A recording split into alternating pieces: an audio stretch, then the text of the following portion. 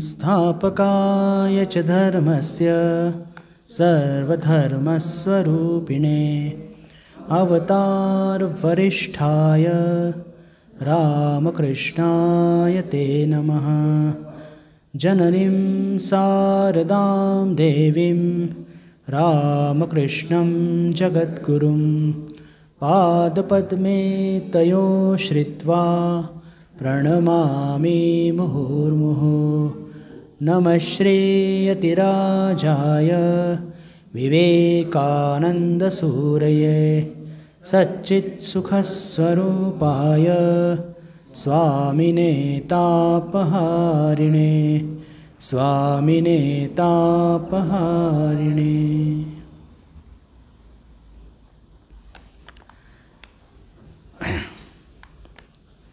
आज भगवान श्रीरामकृष्णांचे एक त्यागी शिष्य स्वामी अद्वैतानंदजी महाराज यांची आपण जयंती साजरी करत आहोत। आणि स्वामी अद्वैतानंदजी महाराजांचं अनेक वैशिष्ट्य, त्यातलं एक वैशिष्ट्य म्हणजे असं की ते वयाने भगवान श्रीरामकृष्णांपेक्षाही जवळपास 8 वर्षांनी मोठे होते। आपल्या माताजींपेक्षा जवळपास 25 ते 27 वर्षांनी मोठे होते। आणि म्हणून एक विशेष सांगावंसं वाटतं की त्यांचा आणि माताजींचा संबंध एक फार निराळा होता। त्या कधी पण म्हणजे माताजी सगळ्यांसमोर आपलं ते घुंगट ज्याला म्हणतो आपण, हे नेहमी त्यांचा चेहरा झाकलेला असायचा। पण स्वामी अद्वैतानंदजी महाराजांच्या संदर्भात सांगायचं तर त्या इतक्या मोकळ्या असायच्या की त्यांच्याशी संवाद करत असताना त्या कधी पण त्यांना म्हणजे संकोच अनुभव झालेला नाही। हे एक फार मोठं वैशिष्ट्य, म्हणजे एक वडिलांचं आणि आईचं नातं असं म्हटलं तरी त्यात काही, वडिलांचं आणि मुलीचं नातं असं म्हटलं तरी काही अयोग्य होणार नाही। इतक्या मोकळेपणे त्यांचे ते संवाद त्यांच्यामध्ये व्हायचे। सुरुवात अशी झाली, आपण बघतो बंधू भगिनींनो की अनेकदा आपल्या सर्वांच्या जीवनामध्ये दुःख येत असतात, सुख पण येतं आणि दुःख पण येतं। आणि या सुखदुःखामुळे काय होत असतं की आपल्या जीवनात आपलं जीवन गठन होत असतं।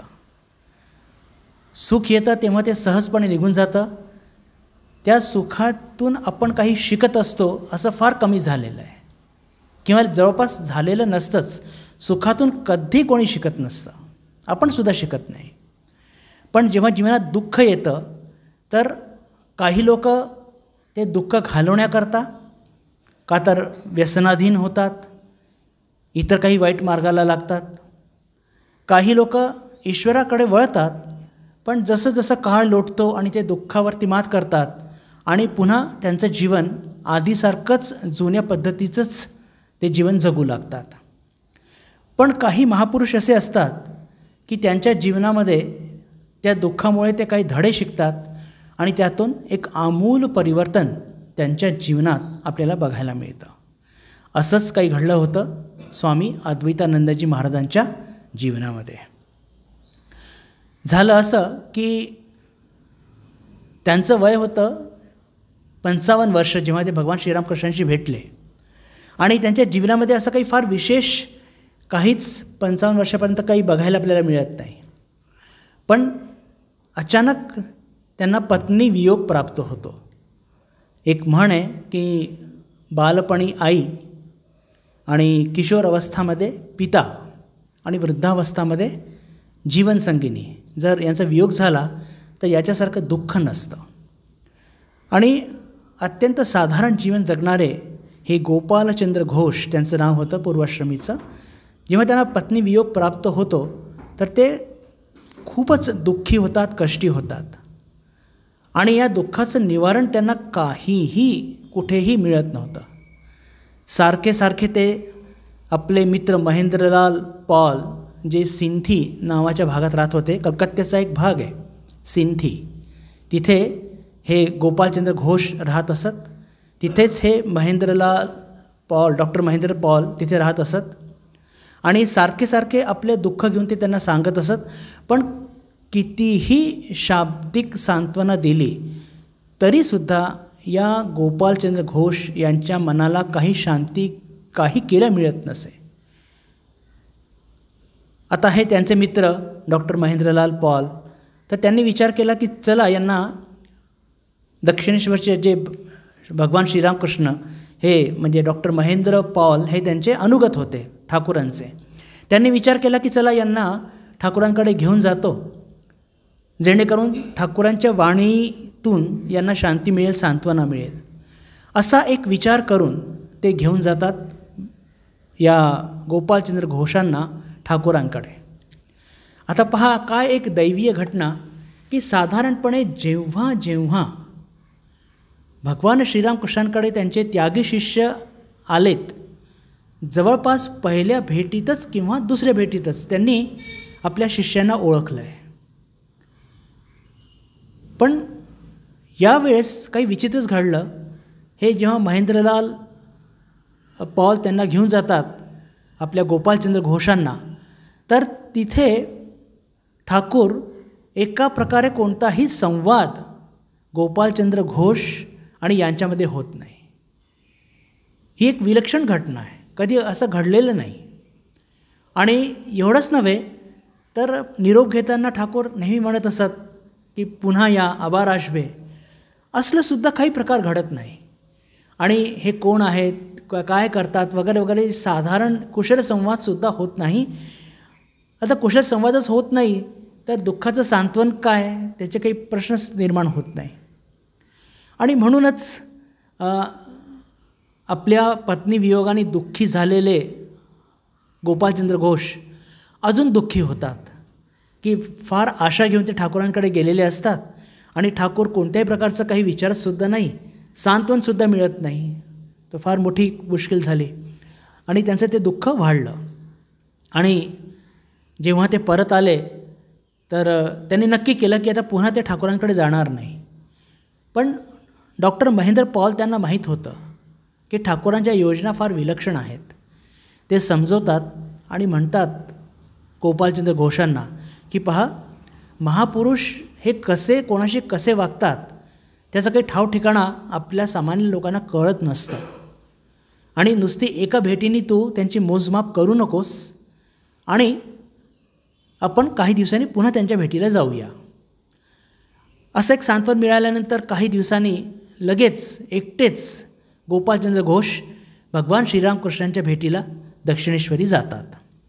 आणि आश्चर्य की यावेळेस ठाकूर त्यांची विचारपूस करतात आणि फारसं काही त्यांचं दुःख ऐकून न घेता थेट ईश्वरीय चर्चा प्रारंभ करतात. आणि ईश्वरी चर्चा प्रारंभ करता करता त्यांचं जे मन इतक्या एक उंचीवर नेतात आणि त्यांना थेट वेदांताचे धडेच शिकवतात. या जगाचं मिथ्यत्व, या जगाचा पोकळेपणा, हे संसार किती असार आहे.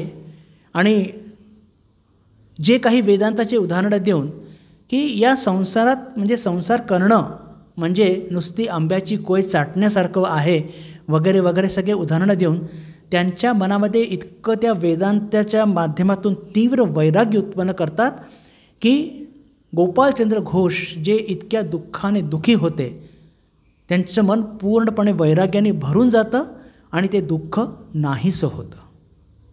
ही एक फार मोठी आश्चर्यकारक घटना आहे. आणि पहा बंधू भगिनींनो, या घटनेच्या माध्यमातून आणि याच्यावरती मी इतका विशेष भर का देतो आहे की आपल्या जीवनातसुद्धा असे अनेक प्रसंग निर्माण होतात की जे आपल्याला एक असह्य वेदना देऊन जातात.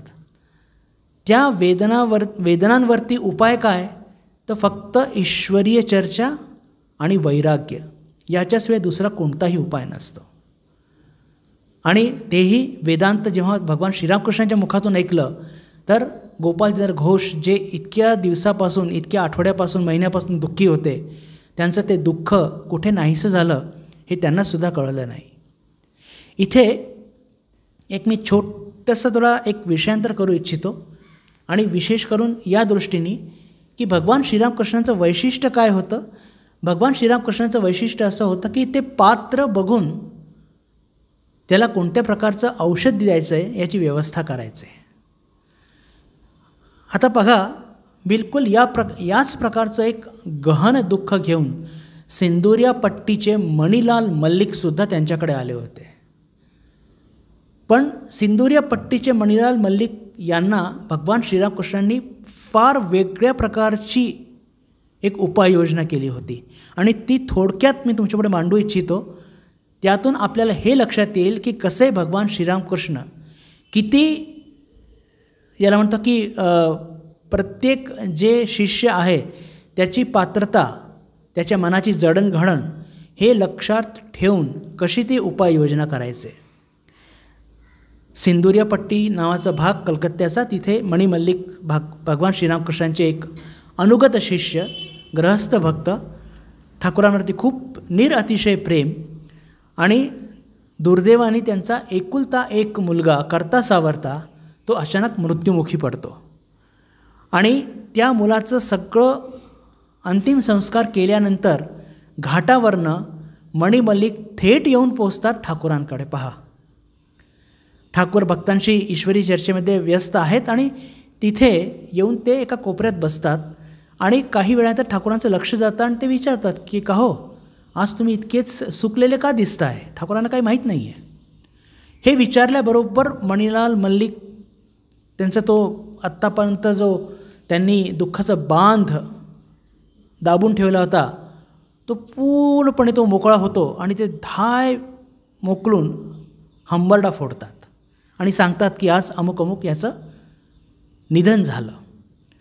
आता हे म्हटल्यानंतर त्यांच्या जवळपासचे ते सगळे इतर गृहस्थ भक्त ते त्यांचं सांत्वन करू लागतात की हे जग असंच आहे, तसंच आहे, प्रत्येकाला जायचंच आहे.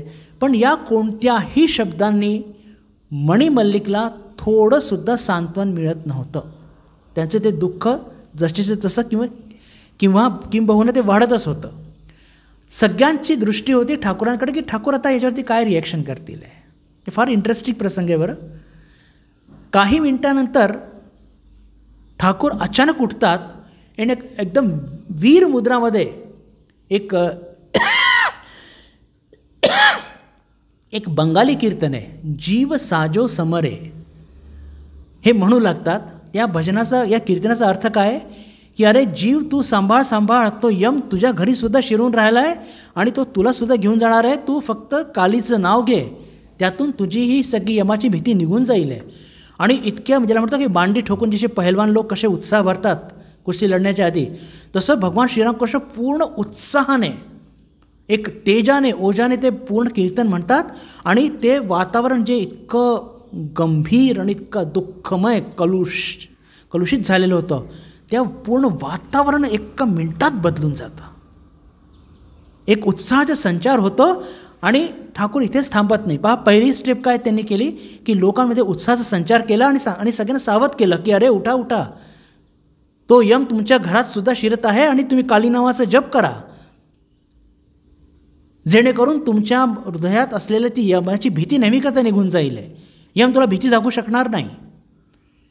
दुसरं म्हणजे स्टेप किंवा दुसरं जे पाऊल काय उचललं ठाकूरांनी, आपल्या स्थाने उठून त्याच्या जवळ गेले मणिमल्लिकच्या आणि जाऊन त्या सांगू लागल्या की आहा, स्वतःच्या पोटचा मुलगा गेला याचं दुःख काय असतं हे मी समजू शकतो. असं म्हणून ठाकूरच्या डोळ्यातनं पाणी येतं आणि म्हणू लागतात की मलाही असंच दुःख झालं होतं जेव्हा माझा अक्षय गेला होता, पुतण्या त्यांचा. आणि ती पूर्ण वर्णना करू लागले की ज्या दिवशी तो गेला त्या दिवशी मला दुःख नाही वाटलं. दुसऱ्या दिवशी जेव्हा त्याची आठवण येऊ लागली, इतक्या तीव्र वेदना होऊ लागल्या जसं कोणी पंचा पिळतोय, कोणी टॉवेल पिळत आहे, असं म्हणून ठाकूर स्वतः आक्रोश करू लागले. पहा, याचं एक फार महत्त्व आहे. का? ठाकूरांनी स्वतःला त्या भक्ताच्या स्तरावरती आणलं, त्याच्या दुःखाची खिल्ली उडवली नाही. हे पण फार महत्त्वाचं आहे. म्हणजे मी थोडंसं विषयांतर करतो आहे, पण अतिशय महत्त्वाची गोष्ट आहे ही. ठाकूर कसे होते आपले.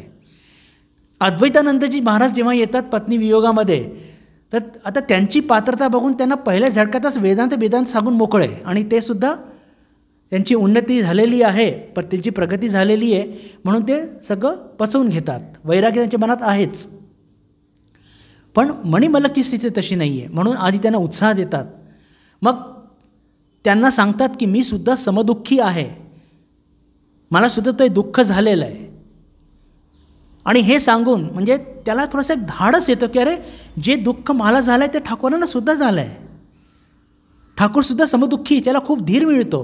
तिसरं पाऊल काय उचलतात, ठाकूर म्हणतात की पण पहा की जे जगन्मातेचे भक्त असतात ना, जे देवाचे भक्त असतात ना, त्यांच्या जीवनात जर दुःख आलं तर ते एकदम सपशेल बुडून जात नाही.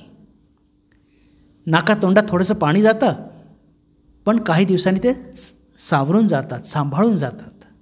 आणि मग ईश्वरी भक्तीचं ते गोडवे गाऊ लागतात. आणि ही झाली तिसरं पाऊल. आणि चौथं पाऊलमध्ये ते वेदांत सांगतात की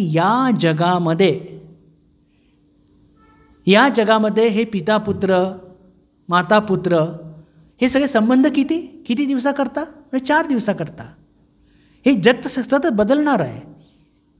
किती पोकळ जग आहे, या जगामध्ये काही सुख आहे का. पहा, एकदम पहिल्याच भेटीमध्ये म्हणजे पहिले जेव्हा आले मणिमल्लिक तेव्हा त्यांना वेदांत सांगितलं नाही या जगाचं एफिमेरियल नेचर, की हे सगळं सतत बदलणारं जग आहे, या जगाच्या मागे न लागता तू ईश्वराच्या मागे लाग, ते त्याग वैराग्य असं काहीही बोलले नाही. जोपर्यंत मणिमल्लिक एकदम बिलकुल एक स्थिर स्थावर होत नाही, आधी उत्साह संचार करतात कीर्तन गाऊन, मग समदुःखी मी पण ते दुःख भोगलं आहे, समदुःखी पण आहोत हे सांगून त्याला धाडस देतात. मग जे ईश्वरावरती निर्भर असतात ते अक्षरशः बुडून जात नाही या दुःखामध्ये. आणि मग चौथ्यांमध्ये ते वैराग्याचे बी पेरतात आणि त्या मणिमल्लिकला पूर्णपणे उचलतात. या 4 टप्प्यांमध्ये मणिमल्लिकचं ते दुःखातून त्यांना बाहेर काढतात.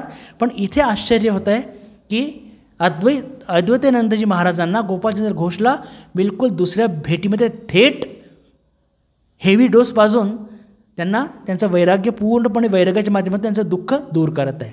हे मुद्दाम तुझ्या पुढे का मांडलं की भगवान श्रीरामकृष्णांचं हेच फार मोठं वैशिष्ट्य होतं की ते साधकाचं मनाची स्थिती जाणून आणि त्याला तशी उपाययोजना करत असत. असो तर याच्यानंतर दुसऱ्या भेटीमध्येच त्यांच्या मनामध्ये इतका तीव्र वैराग्य येऊ लागतो की ते या जगाचा त्याग करायचा विचार करतात. आणि तिसऱ्या भेटीनंतर त्यांच्यामध्ये इतका परिवर्तन घडतो की त्यांचा ठाकूरांशी म्हणजे विरह त्यांना सहन होत नाही. आणि ते ठाकूरांना विचारतात मी नेहमी करता तुमच्याकडे राहायला येऊ का. तर ठाकूर लागलीच त्यांना परवानगी देतात. आणि तिसऱ्या भेटीच्या नंतर ते नेहमी करता आपला ग्रहत्याग करून, सिंथीचं घर त्याग करून आणि ठाकूरांकडे दक्षिणेश्वरी त्यांनी निवासाला येतात. साधारणपणे काय होत असतं बंधू-भगिनींनो की एखाद्या माणसाचा स्वभाव जर आपल्याला जाणून घ्यायचा असेल तर त्याच्या दैनंदिन दिनचर्या कशी असते, तो कसा राहतो, कसा वागतो, कसा बोलतो, त्याची खोली कशी आहे, यातून त्याच्या मनाची एक जडणघडण आपल्याला लक्षात येते. आणि अद्वैतानंदजी महाराज म्हणजेच गोपालचंद्र घोष हे अत्यंत ज्याला म्हणतो की एक फार नेमकेपणा, त्यांची खोली नेहमी स्वच्छ सुंदर मॅथॉडिकल ज्याला म्हणतो, इतके टिपटॉप ते राहायचे की बस रे बस. म्हणजे त्यांचे पूर्ण यातून त्यांच्या मनाची काय स्थिती हे आपल्याला लक्षात येते. आणि त्यांच्या या टिपटॉपपणाचा आणि त्यांच्या या नेमकेपणाचा जवळपास सगळे जे त्यागी शिष्य ते सगळे खूप कौतुक करायचे. विशेष करून लाटू महाराज आणि त्यांची खूपच जोडी जमायची. का? कारण की लाटू महाराज याच्या बिलकुल स्वभावाच्या बिलकुल विरुद्ध होते. त्यांनी कधी ते एका नियमात राहिलेले नाही आणि त्यांचं सगळं वागणं बोलणं एकदम ओबडधोबड. तर त्याच्यामुळे म्हणजे त्यांच्या या सगळ्या साहेबीपणामुळे ते लाटू महाराज त्यांची टिंगलसुद्धा कधीकधी करायचे. असो तर हे त्यांच्या स्वभावाचा एक द्योतक होता की ते अत्यंत नेटकेपणा आणि नेमकेपणाने राहायचे. त्याच्यानंतर जेव्हा भगवान श्रीरामकृष्णांकडे ते निवासाला आले तर आपल्याला 5 एप्रिल 1884 म्हणजे आपल्याला लक्षात येतं की 1884 आणि 1885 आणि 86 जवळपास 2.5 वर्ष त्यांना ठाकूरांचा संघ लाभला. ठाकूरांकडे आल्यानंतर काही दिवसांनीच त्यांच्या मनात इतकं वैराग्य वाढलं की त्यांनी आपली इच्छा प्रकट केली की मी जरा तीर्थयात्रा करून येतो. तर ठाकूरांना ते काही फारसं पसंत पडलं नाही. पण ठाकूर पण इतके हुशार होते की नाही म्हणायचं कसं. तर ते म्हणतात की पहा, वेगळ्या वेगळ्या पद्धतीने ते सांगू लागले. ठाकूर त्यांना सांगू लागले की पहा, की जी व्यक्ती ईश्वर इथे आहे, तिथे आहे, तिथे आहे अशा प्रकारचा विचार करते तो अज्ञानी असतो. पण जो म्हणतो की नाही ईश्वर इथेच आहे, इथेच आहे, तो खरा ज्ञानी असतो. आणि असं सांगून एक सुंदर ते गोष्ट सांगतात एका चौकीदारची, की एका रात्री एक चौकीदार त्याच्याकडे ती लालटेन असते आणि ती लालटेन घेऊन तो चौकीदारी करत असतो. पण अचानक त्याला एक हुबकी येते काहीतरी विडी पिण्याची. तर खिशातून विडी काढतो पण त्याच्याकडे आगपेटी नसते, काडीपेटी नसते. तर काय करायचं. तर रात्रीच्या वेळेस तो आपल्या एका शेजारच्या मित्राकडे जातो, दार ठोठवतो. तो मित्र उठतो, अरे काय बाबा काय झालं. तर म्हणे की अरे तुला तर माहिती आहे की मला विडी ओढायला किती आवडतं. आता मला विडी ओढायची आहे तर माझ्याकडे काडीपेटी नाही आहे, तर तुझ्याकडे जरा काडीपेटी मला दे. तर ती जे त्याचे मित्र ते खूप हसतात, अरे तू खूप शहाणा आहे रे, अरे काडीपेटी जरी नसली पण तुझ्याकडे एवढी ती लालटेन आहे ना, कंदील आहे ना, असं म्हणून त्याची ते गंमत करतात. तर हे उदाहरण सांगून भगवान श्रीरामकृष्ण काय सांगू इच्छित होते की इतस्ततः भटकून आणि त्यातून काही लाभ नाही, ईश्वर इथे आहे या बोधाने साधना करणं हेच महत्त्वाचं. पण इथे एक आपण लक्षात घेतलं पाहिजे, या सगळ्या शिकवणी भगवान श्रीरामकृष्णांनी त्या शिष्यांना दिलेली. बरं, ह्याच गोष्टी सगळ्यांकरता लागू पडत असं नाही आहे. म्हणजे ही घटना ऐकून आपण तीर्थयात्रा बंद करून द्यायची, जायचं नाही असला भाव घ्यायची आवश्यकता नाही आहे. अद्वैतानंदजी महाराजांचा जो भाव होता त्याला अनुसरून भगवान श्रीरामकृष्णांनी तशी व्यवस्था केली होती. तसंच भगवान श्रीरामकृष्ण या सगळ्या आपल्या त्यागी शिष्यांना त्यांना विभिन्न पद्धतीने इतक्या ज्याला म्हणतो की योग्य पद्धतीने त्यांना शिकवायचे आणि जेणेकरून की त्यांच्या आध्यात्मिक उन्नतीमध्ये कोणत्याही प्रकारची बाधा आली नाही पाहिजे. आणि विशेष करून भगवान श्रीरामकृष्णांना अलगर्जीपणा मुळीच आवडत नसे. एकदा अद्वैतानंदजी महाराज ठाकूरांना दक्षिणेश्वरच्या त्या मागच्या बाजूला घेऊन जातात. तिथे सगळेजण लोक कीर्तन करण्यात गुंग असतात आणि तिथे कीर्तनीय पण आलेला असतो आणि पावसाळ्याचे दिवस असतात. छत्री घेऊन जातात अद्वैतानंदजी महाराज आणि तिथे काही वेळ कीर्तन ऐकतात ठाकूर. पण ऐकल्यानंतर अचानक पाऊस सुरू होतो आणि त्यांना परतावं लागतं. लगबगीने ते परततात आणि अद्वैतानंदजी महाराज छत्री विसरतात. खोलीत आल्याबरोबर ठाकूर विचारतात की मला छत्री माझी कुठे आहे. तर ते सांगतात की मी तिथेच विसरून आलेलो आहे. तर इतकी म्हणजे खबर घेतात भगवान श्रीरामकृष्ण आणि सांगतात की पहा, आध्यात्मिक जीवनामध्ये या छोट्या गोष्टींचं इतकं महत्त्व असतं. आज तुम्ही या सगळ्या छोटी गोष्टी विसरत आहात, उद्या मी दिलेल्या सूचनांचं सुद्धा तुम्हाला विसर पडेल आणि यातून तुमची आध्यात्मिक हानी होईल. तर सांगण्याचा अर्थ काय बंधू भगिनींनो, की पहा, रामकृष्ण विवेकानंद भावधारेची ही जी परंपरा आहे, या परंपरेचं हेच एक फार मोठं महत्त्व आहे की आपल्या व्यावहारिक जीवनातून आपला आध्यात्मिक जीवनाची पायरी किंवा आध्यात्मिक जीवनाचा टप्पा हा नक्की होत असतो. आपण कोणत्या पद्धतीने वागतो, जगतो, बोलतो, कार्य करतो, इतरांशी वागतो, यातून आपली आध्यात्मिक एक जो आपण कोणत्या टप्प्यावरती आहोत हे आपल्याला लक्षात येतं. तर भगवान श्रीरामकृष्ण इतके खूप काळजी घ्यायचे. त्यानंतर 1885 सप्टेंबर महिन्यात भगवान श्रीरामकृष्ण दक्षिणेश्वर सोडतात. त्यांना कॅन्सर रोग झालेला आहे, त्याच्या निदानाकरता ते श्यामपुकूर बाटीला येतात.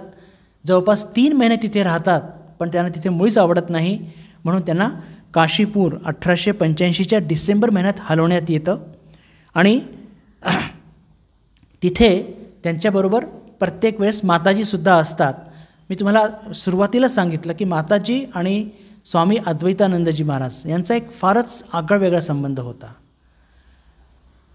डॉक्टर जे काही पथ्य सांगत ते सगळं पथ्य व्यवस्थित लिहून घेत असत अद्वैतानंदजी महाराज आणि त्या प्रकारची सगळी सोय म्हणजे बाजार करून आणत आणि माताजींना सांगत आणि बिलकुल त्याच पद्धतीने माताजींनी ते पथ्य तयार करून भगवान श्रीरामकृष्णांची त्यांची सेवा घडत असत. तर हे सगळा प्रकार काशीपूरला खूप ज्याला म्हणतो की एक चौकशा बिलकुल म्हणजे योग्य पद्धतीने आणि खूप केअरफुली असं म्हणूया आपण की अद्वैतानंदजी महाराजांनी भगवान श्रीरामकृष्णांची सेवा केली.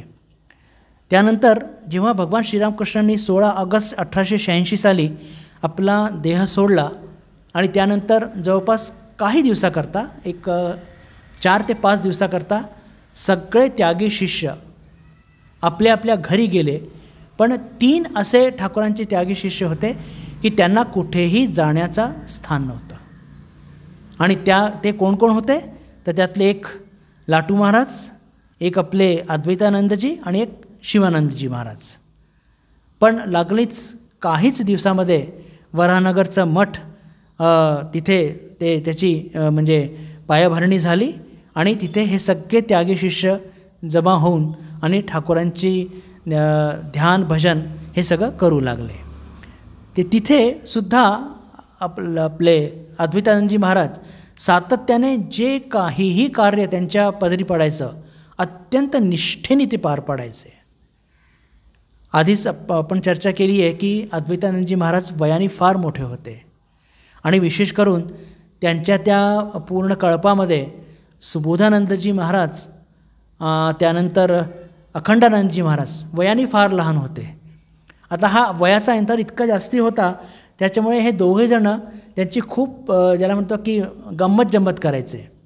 एका खोलीमध्ये हे सगळे शिष्य झोपायचे. तर एका रात्री काय केलं अखंडानंदजी महाराजांनी त्यांची जे वॉशरूमला गेले तर त्यांची उशी कुठेतरी लपवून दिली आणि एक मोठी वीट घेऊन आले आणि वीट त्याच्या डोक्याशी ठेवून दिली. आता ते जेव्हा झोपायला गेले तर त्या डोक्याला वीट लागली तर त्यांच्या लक्षात आलं की हे कोणी केलं आहे, कारण की शेजारी झोपले होते अखंडानंदजी. तर त्यांनी म्हटलंच, हो मला कळतं आहे गंगाधर हे कोणी केलं आहे म्हणे, पण जर तू इतक्या प्रेमाने ही वीट दिली आहे तर नक्कीच मी हे डोक्याशी घेऊन झोपणार आहे.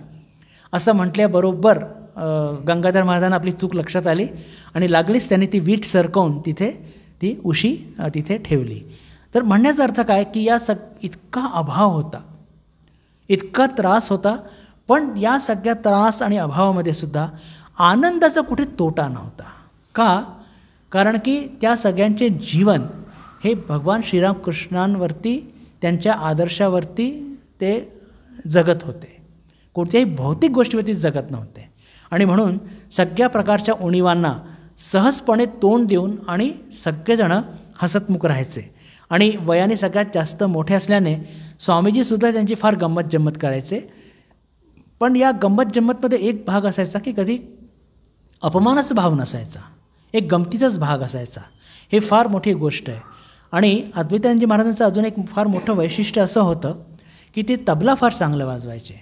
तर जेव्हा जेव्हा स्वामीजी गायला बसायचे तेव्हा तेव्हा अद्वैतानंदजी महाराज तबला घेऊन त्यांची साथ संगत करायचे. यानंतर काशीपूरची एक घटना जिचा उल्लेख इथे करणं फार म्हणजे गरजेचं आहे की अद्वैतानंदजी महाराजांची जे एक तिथे ड्युटी होती की ठाकूरांना ठीक ठराविक वेळेस त्यांना औषध देणे. एकदा असं होतं की त्यांची औषधाची वेळ होते आणि अद्वैतानंदजी महाराज तिथे नसतात. सगळेजण शोध घेतात कुठे कुठे कुठे, तर कुठेच ते दिसत नाही. ठाकूर तरी म्हणतात की नाही नाही मी त्याच्या हातानेच औषध घेईन, त्याला बोलव. आणि खूप शोधा घेतल्यानंतर एका झाडाखाली ते फार ध्यानस्थ बसलेले असतात. जेव्हा त्यांना सांगण्यात येतं की अरे ठाकूर तुझी वाट बघत आहेत लवकर ये, तर ते लगबगीने सगळं ध्यान वगैरे सोडून येतात आणि ठाकूरांच्या सेवेला हजर होतात. ठाकूर औषध घेऊन लागलीच सांगतात की चल माझे चरण सेवा कर, माझे पाय दाब. आता लागलीच आपले अद्वैतानंदजी महाराज त्यांचे पाय चेपू लागतात. तेव्हा ठाकूर एक फार ज्याला म्हणतो की एक सुंदर वाक्य त्यांच्या मुखातून येतं आणि ते म्हणतात की पहा, त्याला ते बुडो बुडो म्हणायचे आपल्या प्रेमाने, म्हणजे म्हातारा. आपण म्हणतो नाही का त्याला, अरे असं ऐक, तुला असं वाटतं आहे का की मी तुझ्याकडनं पाय चेपून घेत आहे कारण की माझे पाय दुखत आहेत, असं मुळीच नाही म्हणे. माझे पाय मुळीच दुखत नाही आहे, पण पहा मागच्या जन्मी तू काहीतरी फार पुण्यकर्म केलेले आहेत, मागच्या जन्मी तू फार काहीतरी पुण्यकर्म केलेत म्हणून तुझ्याकडून काहीतरी सेवा घ्यायची इच्छा होऊन राहिली आहे. पहा हे वाक्य स्वतः भगवान श्रीरामकृष्णांच्या मुखातून निघालेलं आहे की गतजन्मी तू इतके काही पुण्यकर्म केलेले आहेत की ज्याच्यामुळे तुझ्याकडनं काहीतरी सेवा घ्यायची इच्छा होते, आणि स्वतः त्यांना बोलून त्यांच्याकडनं ते पाय चेपून घेतात. त्यांची माताजींप्रती तर खूप श्रद्धा होतीच, आणि विशेष करून दक्षिणेश्वरी माताजींच्या सगळ्या कार्याकरता म्हणजे कणिक मळून देणे, बाजार करणे, काशीपूरलासुद्धा हे सगळे काम ते इतक्या सहज पद्धतीने तिथे करत होते. आता भगवान श्रीरामकृष्णांच्या देह सोडल्यानंतर साधारणपणे त्यांनी फार काही मोठ्या तीर्थयात्रा केल्या नाही, पण ते वाराणसीला गेले होते. तिथून त्यांनी चारधाम यात्रा केली. चारधाम यात्रा केल्यानंतर पुन्हा इलाहाबाद आणि काशीला येऊन, म्हणजे रामकृष्ण मठाची स्थापना होण्याच्या आधी जवळपास 5 वर्ष त्यांनी काशीला राहून खूप कठोर तप केला. आणि जेव्हा स्वामी विवेकानंद 1897 साली परत आले भारतामध्ये, त्यांना हे समजलं, तर पुन्हा आपले अद्वैतानंदजी महाराज त्यांच्या भेटीला ते कलकत्त्याला आले, आणि स्वामीजींनी त्यांना विनंती केली की आता तुम्ही कुठेच जायचं नाही आणि इथेच राहून आपण इथे एक मठ तयार करणार आहोत. आणि असं सांगून त्यांनी ती म्हणजे विनंती केली, आणि लागलीच गोपालदादांनी म्हणजेच अद्वैतानंदजी महाराजांनी मान्यसुद्धा केली. निलांबर बाबू उद्यानगृहात राहत असताना ती बेलूर मठाची जमीन आत्ता आपल्याला किती छान दिसते, सपाट एकदम सुंदर, पण जेव्हा ती जमीन घेतली गेली होती इतकी उबडखाबड, आणि तिथे सगळे बोटी ज्याला म्हणतो की सुधारण्याचं काम होत असे, तर तिथे ते संथाल आदिवासी काम करत असत. तर हे सगळं कठीण कार्य गोपालदादांनी आपल्या वयाच्या उतार वयामध्ये सहजपणे पार पाडलं. आणि तसे ते फार ज्याला म्हणतो की नियम आणि शिस्तबद्ध होते. जर ते कामगार लोक जर इकडे तिकडे करू लागले तर लागलेच ते रागवायचे. स्वामीजींची एक फार मोठी एक सवय होती की ते या सगळ्या आदिवासी लोकांशी खूप गप्पा करायचे. त्यांना जेव्हा वेळ होत असे, तर त्यांना जेव्हा म्हणजे मोकळा वेळ असे, तर त्याच्यात काय व्हायचं की जेव्हा स्वामीजी त्यांची गप्पा करत असेत तेव्हा त्यांच्या कामामध्ये व्यत्यय येत असे. आणि स्वामीजी गेल्यावरती आपले हे अद्वैतानंदजी महाराज त्या सगळ्यांना रागवत असत की तुम्ही कशाला त्यांच्याशी बोलता, इथे कामामध्ये सगळा खोळंबा होत असतो, स्वामीजींना काही बोलू शकत नाही. तर जेव्हा काही दिवस असं घडल्यानंतर ते सगळ्या आदिवासी सांगू लागले स्वामीजींना की महाराज तुम्ही आमच्याकडे येत जाऊ नका, तुम्ही आमच्याशी गप्पा करता आणि त्याच्यानंतर हे महाराज तुमचे म्हातारे महाराज मला खूप रागवतात. हे ऐकून स्वामीजी खूप हसतात आणि म्हणतात की काही काळजी करू नका, मी त्यांना सांगतो उद्यापासून ते तुम्हाला रागवणार नाही. तर असे त्यांची खूप ते डिसिप्लिन्ड होते आणि तितकेच कठोर परिश्रमीसुद्धा होते. बेलूर मठामध्ये 2 प्रकारचे तेव्हा बगीचे होते. एकामध्ये म्हणजे मठाकरता भाजी वगैरे भाजीपाला उगवण्यात येत असे, एकामध्ये ठाकुरांकरता फुलं वगैरे त्यात उगवण्यात येत असे. आणि दोन्ही ठिकाणी हे खूप कठोर परिश्रम करत असत. तर म्हणजे त्यातला भाग असा होता की जिथे भाजी वगैरे म्हणजे भाजी वगैरे पेरल्या गेलेली होती तिथली जमीन फार कठोर होती, आणि जिथे फुलं होते ती जमीन फार अशी नरम होती. आणि जी जमीन नरम होती तो भाग होता आपले अद्वैतानंदजी महाराज बघायचे, आणि जी कठोर जमीन होती तो भाग प्रेमानंदजी महाराज बघायचे. आणि जितके पण ब्रह्मचारी तिथे काम करायचे अर्धे म्हणजे अर्धे काम करतील जिथे कठोर भूमी आहे आणि अर्धे काम करतील जिथे सॉफ्ट भूमी आहे. तर जी नरम माती जिथे होती तिथे अद्वैतानंदजी महाराज काम करायचे. आणि काम करायला जेव्हा मुलं कमी पडायचे तर ते ओरडायचे मुद्दामून प्रेमानंदजी महाराजांना ऐकून अरे ब्रह्मचारी महाराजांनो इकडे या, इकडे सगळी माती जी आहे ना एकदम नरम, तुम्हाला खूप कष्ट कमी होतील. तिकडे काय सगळी कडक कडक माती आहे, चला इकडे येऊन जा. आणि मग त्याला घेऊन प्रेमानंदजी महाराज आणि अद्वैतजी महाराज या दोघांमध्ये एक प्रेमाचं भांडण तिथे लागत असे. तर अशा या सगळ्या इतक्या कष्टमय जीवनामध्ये सुद्धा कधी पण आनंदाचा तोटा नव्हता. एकदा तर खूपच गंमत झाली. सुबोधानंदजी महाराज त्यांना चहा प्यायला खूप आवडतो, आपल्या सगळ्यांना माहिती आहे. तर कोणीही चहा ऑफर केला तर कधीही नाही म्हणायचं नाही. तर अद्वैतजी महाराज म्हणायचे की हे इतकं जास्त चहा पिठे चांगलं नाही, तुला ब्लड डिसेंट्री होऊ शकते. तर याचं प्रत्युत्तर सुबोधानंदजी महाराज देतात की गोपालदा तुम्हाला माहीत नाही, 1 कप चहा पिल्याने 1 थेंब रक्त तयार होतं. तर ते लागलीच थोडं प्रेमाने चिडून म्हणतात की प्या प्या, अजून प्या, किती प्यायचे तितकं प्या आणि रक्त गोळा करत राहा शरीरामध्ये. असं करून ते त्यांचे म्हणजे काय म्हणतात त्याला, त्यांच्या त्या विधानाला एक सडेतोड उत्तर द्यायचे. तर इतकं सगळं या म्हणजे म्हणण्याचा अर्थ की इतका एक तो मूळतः अद्वैतानंदजी महाराज हे फार विनोदी स्वभावाचे, आनंदी स्वभावाचे, हसऱ्या चेहऱ्याचे, कधी पण त्यांच्या चेहऱ्यावरती कोणीही म्लानता कधी बघितली नाही, कधीही बघितली नाही. आणि माताजींचे ते इतके अनुगत होते की ते स्वतः खूप कठोर परिश्रम करू शकत होते. तर एकदा माताजींकडे कंप्लेंट गेली त्यांची, माताजी उद्बोधमध्ये असताना, की हे जे सगळे नवीन ब्रह्मचारी येतात तर यांच्याकडून फार जास्त हे मेहनत करून घेतात, इतकी जर मेहनत करवली हे सगळे पळून जातील इथून. तर ही माताजींकडे कंप्लेंट गेली आणि माताजीने पण ते रास्त वाटलं की बाबा हे थोडंसं यांना काही जरा आळ घालावी लागेल. तर एक दिवशी जेव्हा ते आपल्या मठातल्या खूप साऱ्या भाज्या फुलं ठाकूरांच्या सेवेकरता मायरबाडी म्हणजे मातृमंदिर तिथे जातात, कलकत्त्याचा जो आहे बाग बाजार, आणि माताजींना ते सगळं निवेदित करतात. आणि आता अद्वैतानंदजी महाराज आले तर माताजीसुद्धा त्यांना काही चांगलं जे काही उपलब्ध होतं चांगलं चुंगलं ते खाऊ घालतात. आणि माताजी स्पष्टपणे म्हणतात की पहा बेटा, तुम्ही लोकांनी तुमचं शरीर जे आहे हे खूप म्हणजे कष्ट सोसलेलं आहे आणि तुम्ही अजूनसुद्धा कष्ट करू शकतात, पण नवीन पिढी, आलेली पिढी हे इतकं कष्ट करू शकत नाही.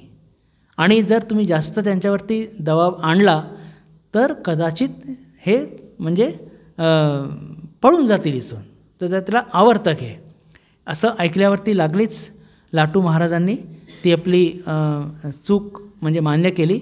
आणि मग ज्याला म्हणतो ना की अति शिस्त ती जरा बंद करून आणि एक याला म्हणतो की सुवर्णमध्य असं त्यांनी साधला.